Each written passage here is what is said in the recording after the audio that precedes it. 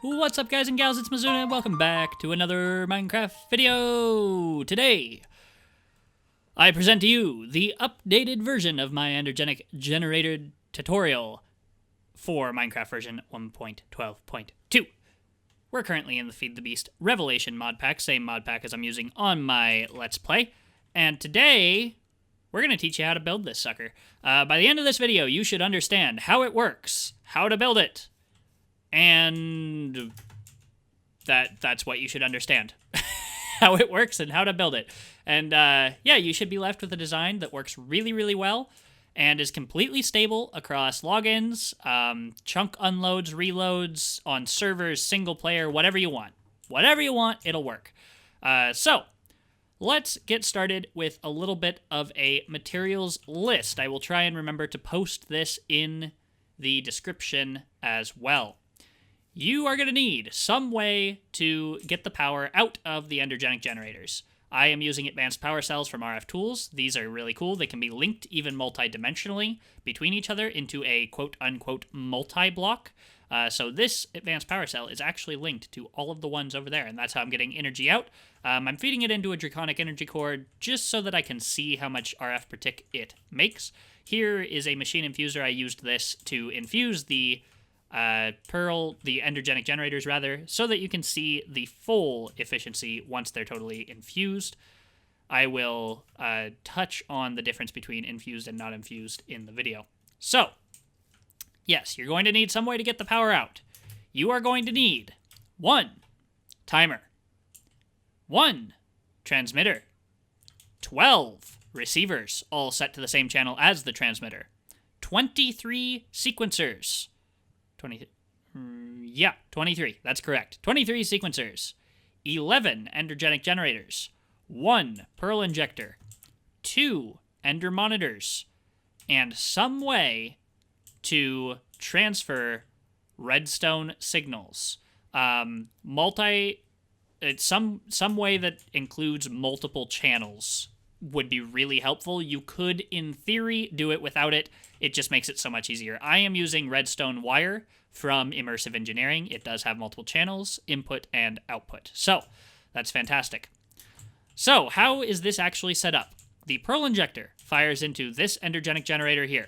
You could theoretically put it here to increase symmetry if you wanted to. If I were to do this again, that's where I would put it, but whatever, it's fine. So, the Pearl Injector is fired into this Endergenic generator. And then these are linked in a clockwise circle. So this one to this one, this one to this one, this one to this one, and so on. The sequencers at the bottom are directly fed in by the timer through the use of these redstone receivers.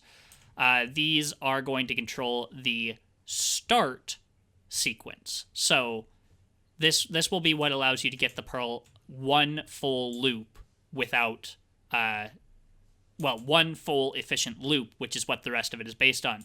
These sequencers are facing downward into the Pearl Injectors, and they are what is going to be the recursive loop. So it takes inputs from these 2 Ender monitors, which are set to Pearl Arrived, and sends it to all of these sequencers and all of the Endergenic generators in turn. You can see that I've used 2 channels here. White comes off of this Endergenic generator, and orange comes off of this Endergenic generator. So, we're going to start building this thing, and I'm going to show you step by step how to build it. Well, not how to build it, how to set up the timings. This is how you build it. This is the setup. And I recommend, in fact, if you're going to build this, it's almost a necessity that you build this first and then set up your timings. Because anytime you add something to the chunk, it's going to screw it up. So just build it first, where you want it, in a chunk where you're not going to add anything else, and then leave it there. Okay? So that includes, and it may or may not affect you, right? But why take the chance? That includes decoration. Get it where you want it, make sure that it looks how you want it to look, and then leave it there. That's the plan here, okay? That's how we're going to achieve maximum stability so that this thing doesn't break between logins. All right, now let's start building this. This tutorial assumes that you already have a steady source of ender pearls from something, whether that be a mob grinder or ender lilies or whatever you're using to get your ender pearls. I assume that you already have that taken care of. We're going to start with the Pearl Injector. Set this sequencer here. All of these are on once to mode, by the way, very important. Set this to the 10th tick. These are 8 ticks long, so 8, 9, 10. And you can see once you do that, that this Endergenic Generator right here is declaring that Pearl arrived while idle. Because this Pearl Injector gives the Pearl to this Endergenic Generator, and this Endergenic Generator immediately spits it out. So this is not the first generator in your chain. This is. Very important. Skip this. Don't worry about this one. You don't need to worry about charging it on the first rotation. You don't need to worry about anything. So, well, you will need to worry about charging it, but we'll get to that later. This is actually going to be the last, treated as the last generator in our chain. All right, so now we have a Pearl going to this Endergenic Generator. What we need to do is get it from here to here, here to here, and all the way around the ring. And recall that these are maximally efficient when the Pearl arrives on the 10th tick of charging. So this right here is set to fire the Pearl on the 10th tick. There is a 1 tick distance between this Endergenic Generator and this Endergenic Generator, which means that if this is set to the first tick, it's going to tick 9 ticks later. The Pearl Injector is going to fire the Pearl. It's going to arrive on the 10th tick. So if I set this up, you can see that now, last Pearl at 10. You can see that. So it is arriving on the 10th tick. We then need to fire it. So, pretty easy. 10 ticks later, fire the Pearl. And you can see that now, last Pearl at 10, and RF lost 0. That's how we want all of these generators to look once you're done with this loop, so that we can work from a basis of a loop that is actually working and is sound. So, now we're going to do the same thing all the way around the loop. In theory, you should just be able to offset everything to the right. However, keep in mind that how Minecraft calculates ticks is not perfect. So, you're probably, and I say probably because it doesn't always happen, going to run into some peculiarities in how these timings need to happen. Just keep in mind that if you want to move the tick that it arrives at up, so say this was last Pearl at 9, then it needs to charge for longer, which means you need to move the charging tick, this tick here, back. So if I were to move this here, you can see that this changes to last Pearl at 11. So just keep that in mind, that you're going to need to move these around, and this is the firing tick for the beginning sequence. So if RF is lost, you need to move the firing tick sooner, okay? Okay, so now we're going to continue along the line here. This was 3, so this one will be 4. This one will be 5. Once again, in theory, I like to check. I like to do one line, so one side of this circle at a time. Funny to think of a circle with sides, but that's Minecraft. So I like to do one side and then double check that all of them are working. Once again, this assumes that you have a nearly infinite supply of ender pearls. You are going to waste some while setting this up, but it's worth it to be able to see how everything's working. All right, so that side's working. Now I am guessing that this is where things are going to break down a little bit. This one was on 5, which means this one should be on 6. But I'm going to bet that this probably... Oh, no, it does work. Okay, good. Usually around here is where you'll see your first little oddity, but apparently this is working, so that's very good.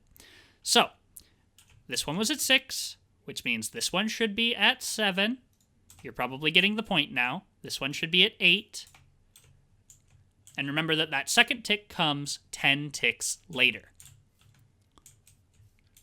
All right, so that side's all working. You can see last Pearl at 10, RF lost 0 on all of them. Perfect. The last 2. That one was at 8, so this one should be at 9. and this one should be at 10. But you can see that this one, the last pearl was at 9, so we need to have it charge for longer.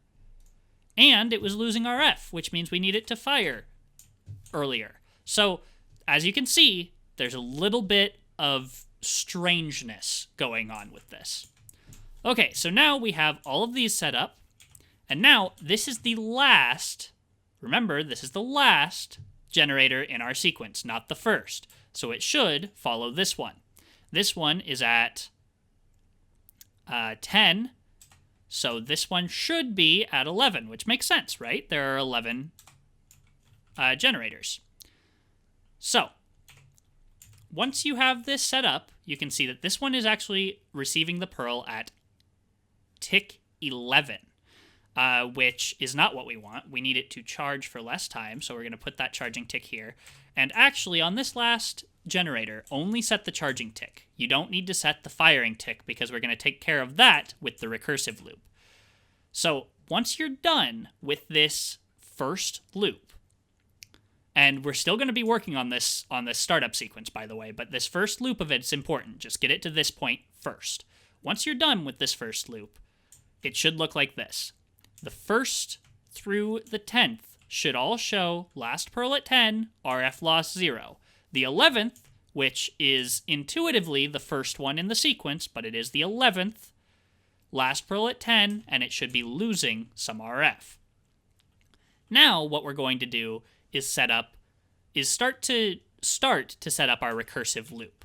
So, as you can see, this Ender monitor here, which is set to pearl arrived, sends to the orange channel. Now, there's a 1 tick delay, which means that when the pearl arrives here, 1 tick later, when the pearl is here, the orange channel gets a pulse. Then, 1 tick later, the pearl should arrive here. However, there's a 1 tick delay in sequencers as well. So, 1 tick delay, 2 ticks delay. It's 2 ticks between this Endergenic Generator and this Endergenic Generator. We should be able to set this to the very first tick, and it should fire. I say should, because, once again, there are some oddities involved here. If I move this to the second tick, now it fires. And it looked like there was some delay there, but apparently there was not. So there you go. There's our first little our second strangeness. One over here and one over here. Because of how Minecraft calculates ticks, it won't be mathematically perfect, but that's okay. So, this is on the second tick on the orange channel, which is coming from that Endergenic Generator. The 9th in our sequence. Okay? Okay, so, I hope you're sticking with me here. Now that we have this going around and this one is firing, there are 11 generators, which means that 10 ticks after this fires, it's going to receive a pearl again. Well, 11 ticks, really, after it fires, it's going to receive a pearl again. So, if we just go 1 tick, 2 ticks, then this should set it to charge for 10 ticks, and the next time the pearl comes around, it will be on the 10th tick of charging. So that's what we're going to do for all of these. We're going to set them all up so that they have the pearl fire. And as you can see, there was a little bit of an oddity here too, because this is not firing appropriately. What this means is that the firing tick is actually too soon, I believe. No?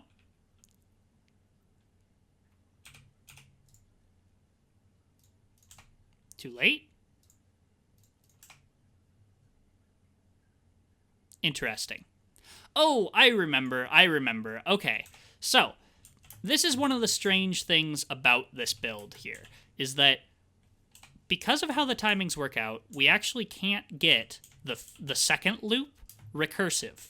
So we need to add in another little point here. So charge, fire, charge.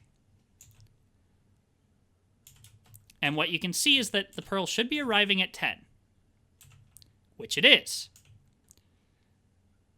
And now it needs to fire, which it does. So Now, go around your bottom loop here, your startup sequence, and add a third tick to these sequencers. Skip a tick from this firing tick, and add another charging tick.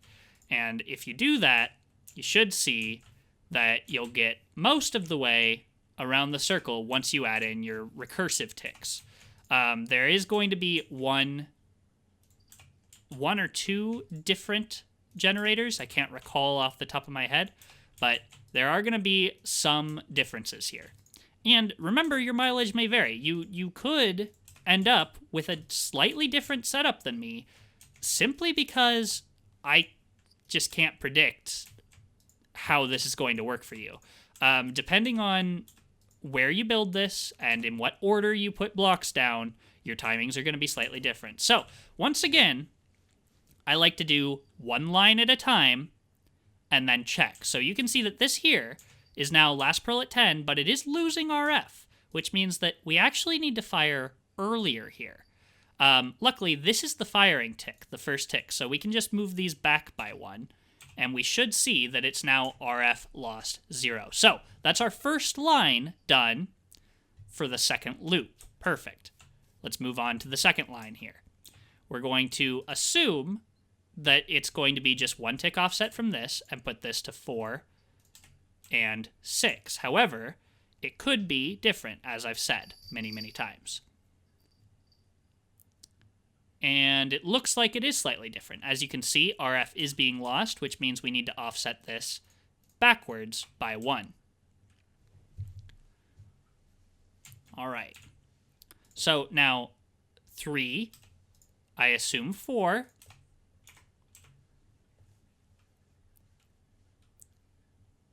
And it looks like it's actually going to be 3 again. You can see that this is a little bit weird, right? Like, there's no perfect consistency here. And that's just because of the dynamics of Minecraft itself as a game, how it's programmed.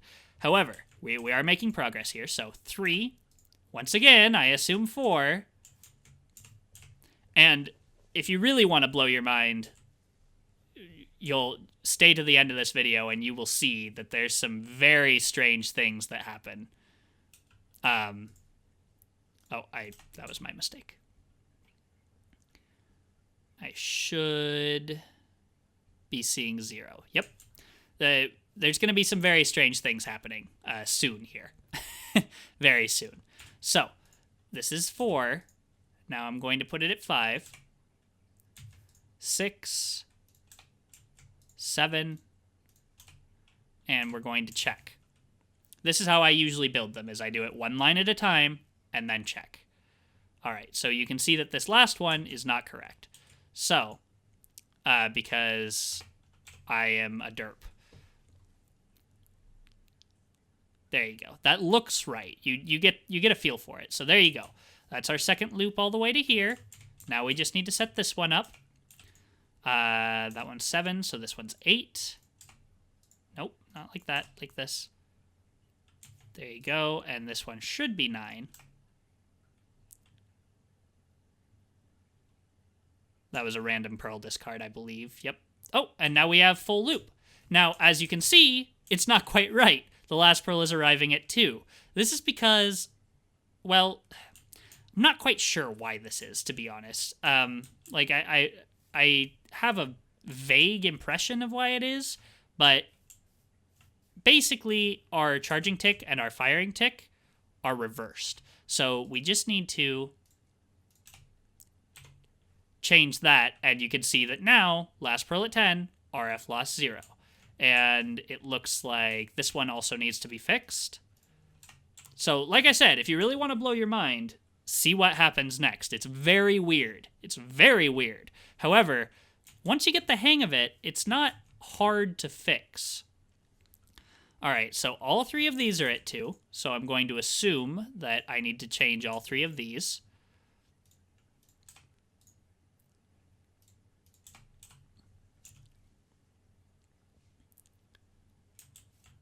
All right, that's good, and both of these are at 2.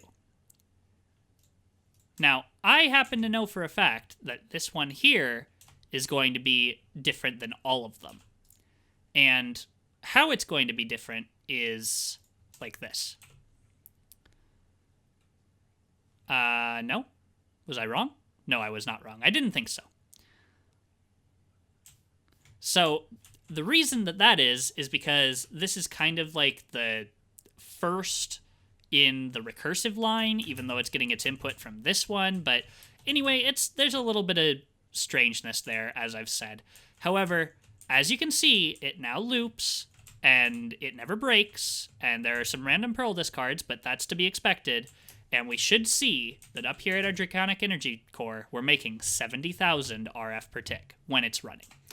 A little bit of optimization here. You can set this down once it's working to about 30 ticks, and it should stay down for shorter increments. I say should because there are some oddities, as I've said so many times. However, you can see that we are now making 70,000 RF per tick, and that is a fully working Endergenic Generator design.